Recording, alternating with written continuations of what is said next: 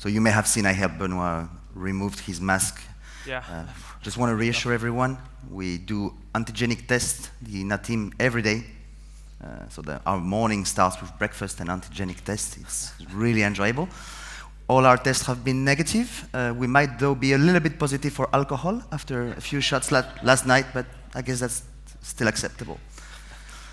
All right, so after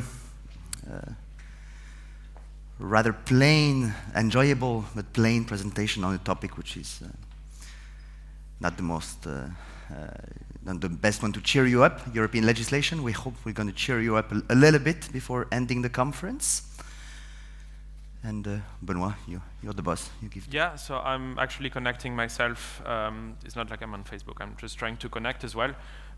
You can read, so I guess the instructions are pretty clear. So you can connect by going to www.menti.com and enter the code, or use that QR code. I guess probably with those screens it will also work. So for those of you who are new to EENA conference, this is something we used to do every year, or every conference. To finish the conference, it's a time to basically wrap up on things we've learned and we've discussed during those 3 days. And it's also a way for basically us to ask you your opinion on a few topics, but also there's some part of a bit like a quiz time. So we intend to make it interactive, funny, informal. So yeah, just giving you some time to connect. It's Friday morning, so I guess some of you are a bit slow.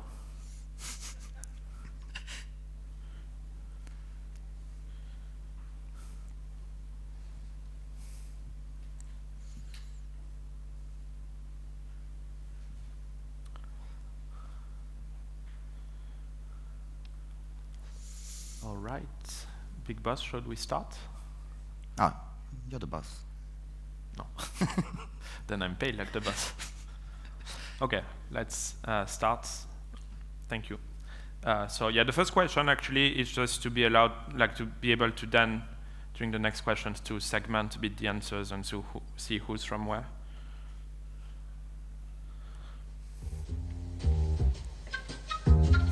Thank you for the music. It's a very tough question. All right, and I see that we are 56, 58, 60 people.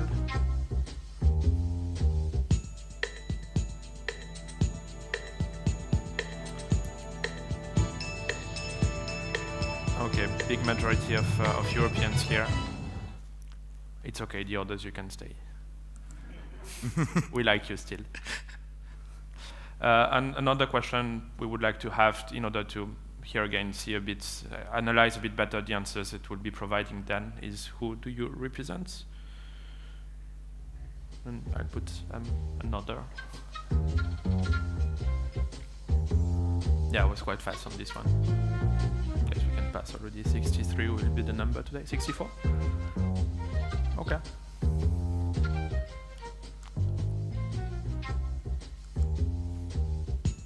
Can we pass to the next question? Yeah, thank you. All right, so the first question is a bit like quiz style, and actually we'll start speaking about public warning. And first of all, I want to think back in time that when there was discussions on the legislation, which of these big EU countries advocated for public warning apps to be considered sufficient to ensure compliance with the codes. We just heard about it on reverse 112. It's the paragraph 2 of the article 110. And sorry for the typo in the question. I guess Gary was drunk when he wrote it. I didn't write this one.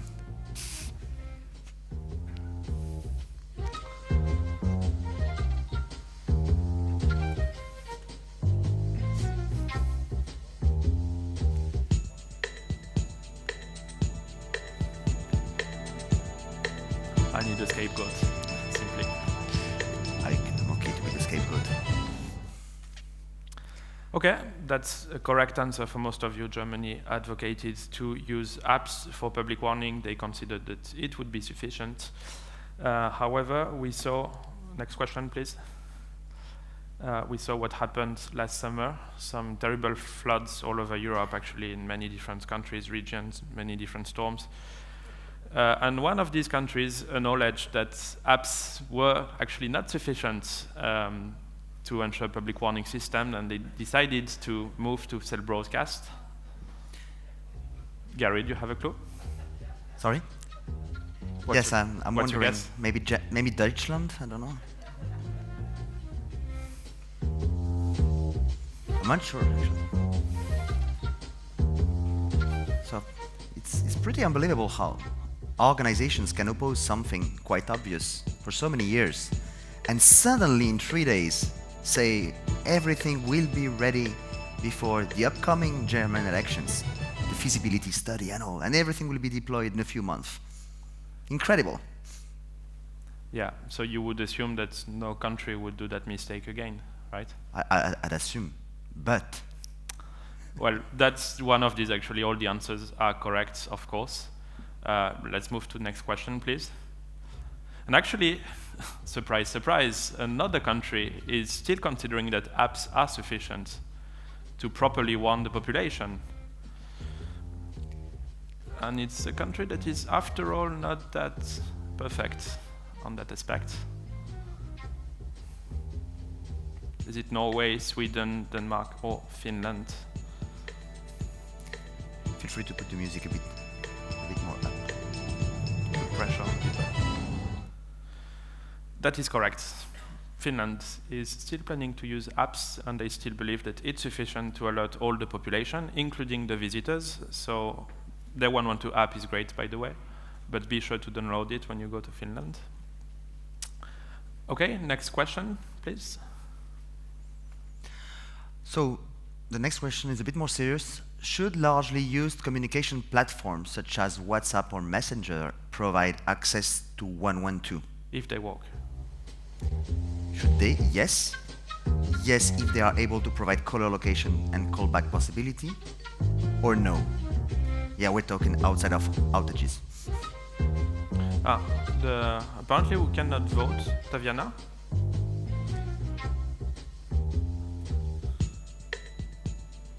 Wow. Taviana, apparently the voting is closed, so maybe there's a way to open it.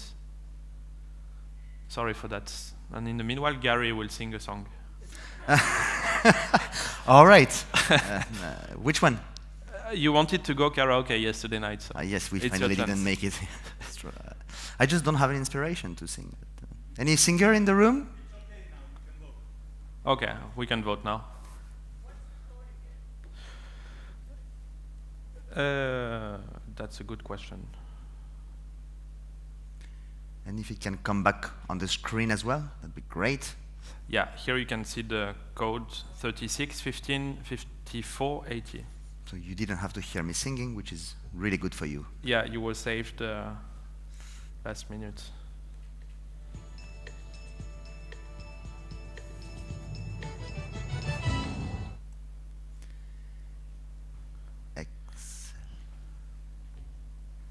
Okay, it's an interesting result, I guess. It's actually quite interesting because a few years ago, I think it was in Ljubljana in 2018, we asked that very question. And the answers were quite different, actually. We had a majority of no. So it's actually to see some changes, and it's 3 years after, so yeah. All right. Thank you. Thank you. Next question. Yeah, we had some great presentations and a session dedicated to it yesterday about allowing the call takers to handle emergency communications from home, or not a PSAP at least. So we'd like to know if in your country the call takers are allowed.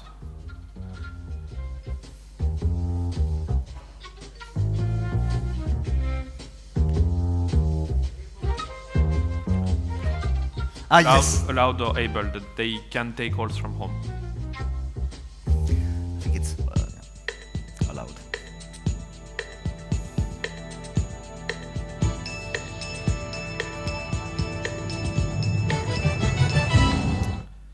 Okay, for majority of answers, people and call takers are not allowed to take emergency communications remotely. And let's move to the next question. This is actually about your opinion. Do you think that they should be able to handle the emergency communication?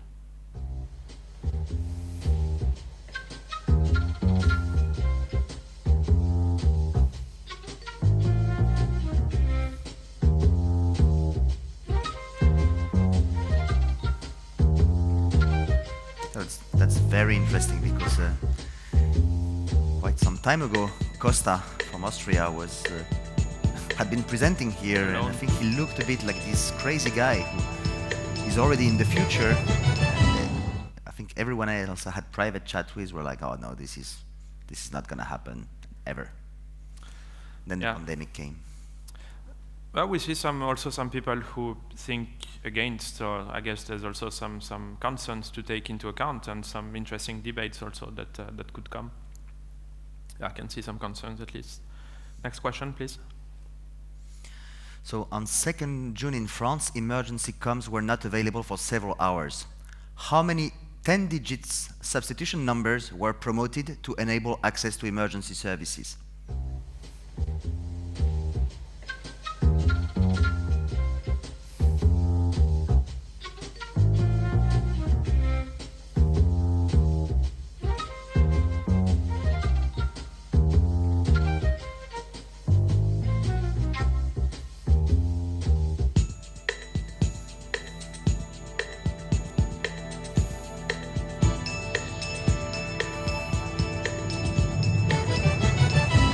Well, I'm surprised that you are so nice with my and Benoît's home country, but actually we must say that it's far more even than 500, which made it extremely easy for citizens to contact emergency services with a simple communication.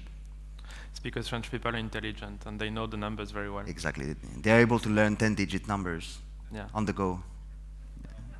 If you can't, it's because you're not French. Next question, please. So French generosity, which present was made to cyber attackers by French authorities? That day when on the same day. Yeah. Did they publish passwords? Did they publish some of the substitution numbers that are actually direct lines to the emergency call centers? Or did they promote ransomwares?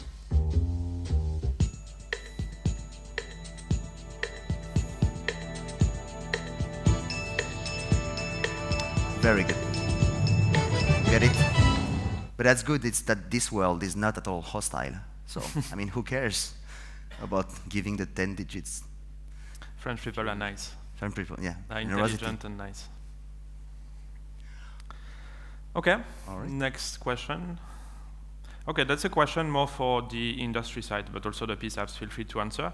So, it actually requires a bit of typing from you, but so did the pandemic have an impact on your products, what you're offering, and how do you think it will change your product actually? Sorry, it's a lot of reflection for Friday morning, but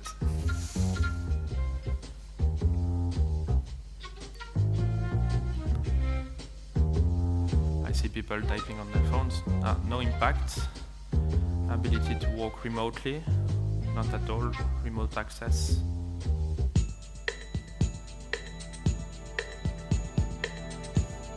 Okay, a few answers. Gary, what's your view on this? Yeah, mostly it's around remote access and remote work. Yeah, digitalization as well. Something interesting. I guess some of us have felt that in the exhibition that products have sometimes slightly changed during the pandemic. Okay, another question is, does your organization have a data protection officer? We have agents from data protection agencies waiting by the door in case you answer no, by the way. And if you say no, please state your name.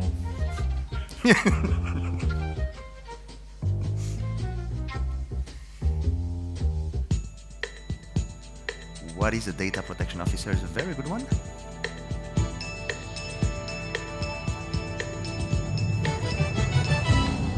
Actually, I'm just thinking that maybe those who have answered no are maybe not under GDPR, by the way. So I'm not sure. I don't actually know, but it might not be an obligation in the US, for instance. Well, and for those who responded no, or what is a data protection officer, if you want to know more and also how it impacts the emergency services organizations in general, we have a document on our website on the impact of GDPR on emergency services. So you can still read more about it, and you should, because it's something very important, the way we are all affected by that legislation, actually. Thank you. Should AML be activated for roamers via SMS to a short number, SMS to a long number, or HTTPS? And here we're talking about international roaming, of course, not limited access.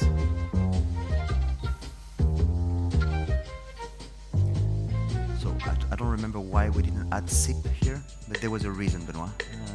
Yes. Did we just simply forget on the last line? You deleted it, I'm sure. I didn't. I saw you.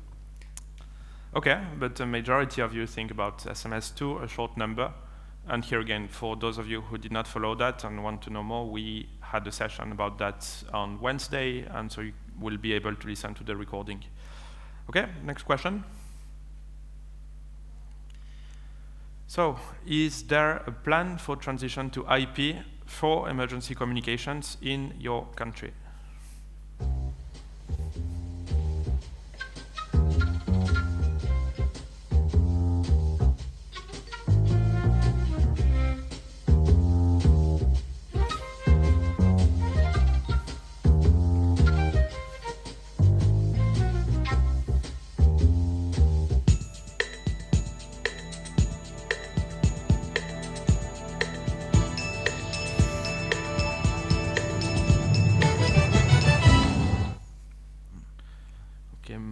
For most of you, there is a plan in your country, but actually we see that most of people in the European Union have no clue, actually. Which is slightly worrying, in case you come to this conference. Next question, please. Gary, you want to take it? So mobile network operators are pushing for transition to NG eCall. Should this go together with transition to NG112?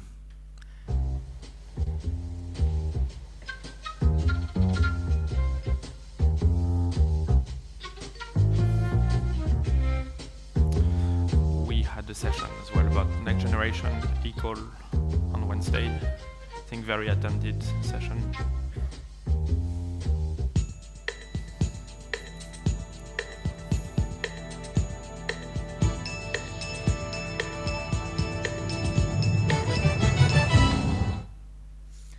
The very good conclusion of this is that we have a feeling that NG eCall might advance at a quite high pace.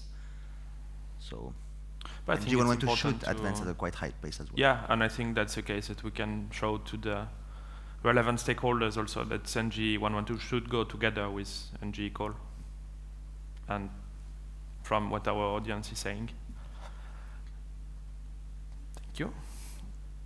Another question more for the industry, but also everyone is free to participate. So more and more tenders includes migration to next generation 112.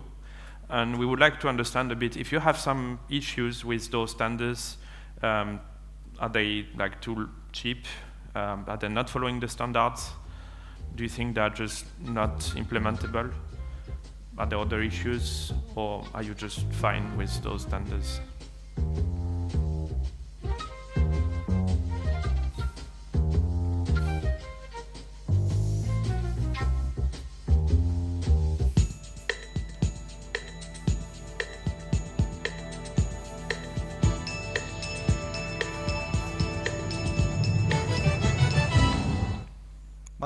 Okay, 33 answers, which is quite good. It's half of this room. And most of you think that there's not enough money in the tenders. Okay, that's interesting to have in mind, I guess, also for public authorities in general. It's interesting results. Okay, we just spoke a few minutes ago about the European Accessibility Act, and we had a great session yesterday on accessibility. So we would like to know whether your country is already compliant with European Accessibility Act.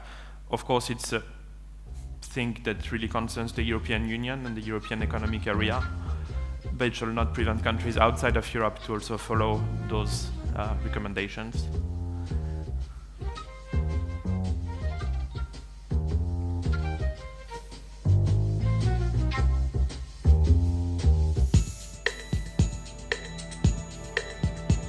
Okay, a few are at least.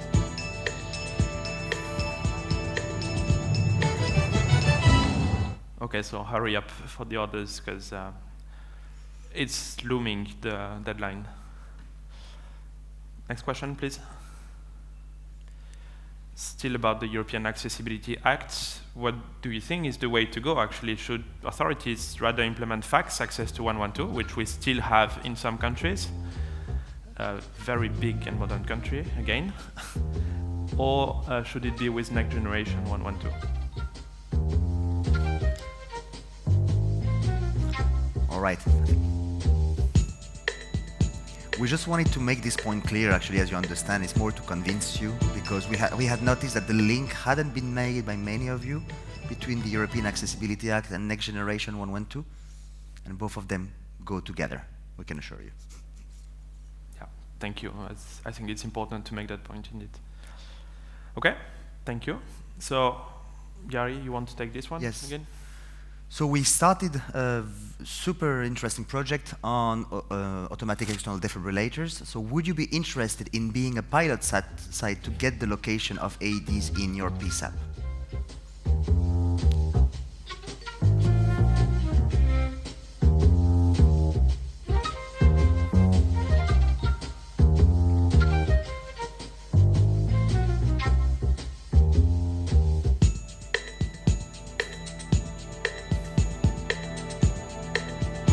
That's of course more a question for PSAPs than industry. All right, so if you are, and you responded yes, Benoît and I are available after this, we can really discuss the next steps. Yeah. Thank you, and I think that's the second to last question. So do you estimate that the level of cyber protection of PSAPs in your country, do you think it's sufficient? Do you think it's already good, but more could be done, should be done? Do you think it's just not sufficient? Or do you simply don't know or don't care?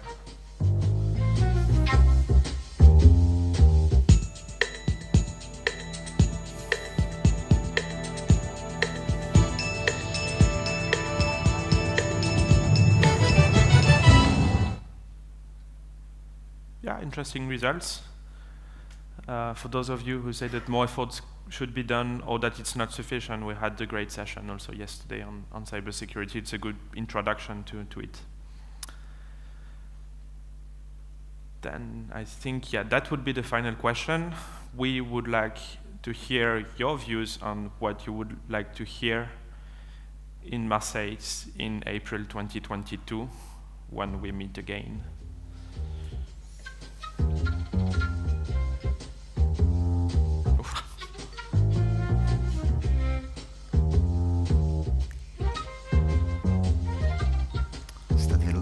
Yeah, that's not happening.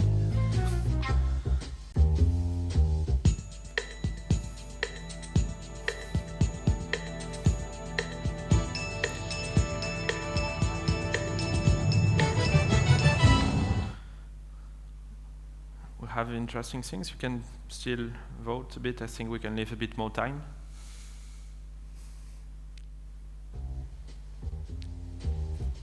See, yeah, cross-border international cooperation is quite interesting. Many things on location. Mental health is a big thing.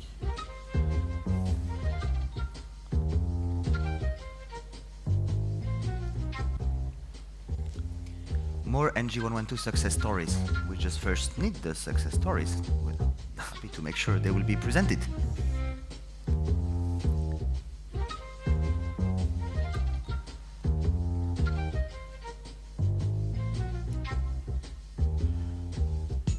guess most of you have answered now. And you will be receiving a call for abstracts in the next week, and we hope to be able to publish a new version of the program by the end of this year, probably. And also, if you just have some ideas, some suggestions, or just want to propose yourself or someone else to speak, just feel free to email us. We're really open to also exploring new topics, new areas. So you know how to reach us, I guess. All right, thank you. That's the end of this interactive session. Thanks to you. I guess we can clap for the audience.